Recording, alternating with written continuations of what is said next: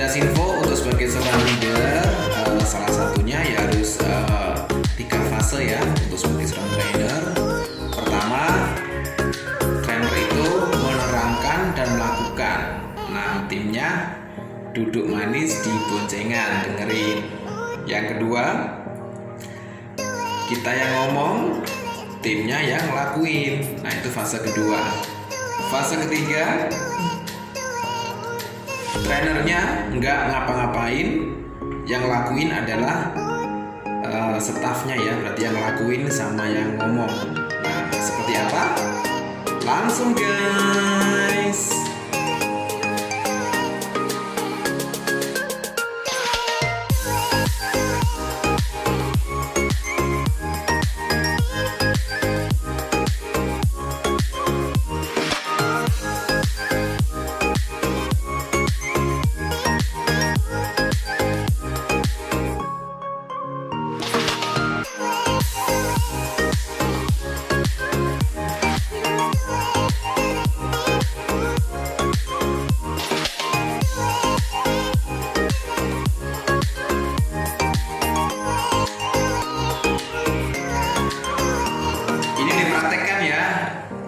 Namanya Ricky ya, tim Langsung dari negara Lampung.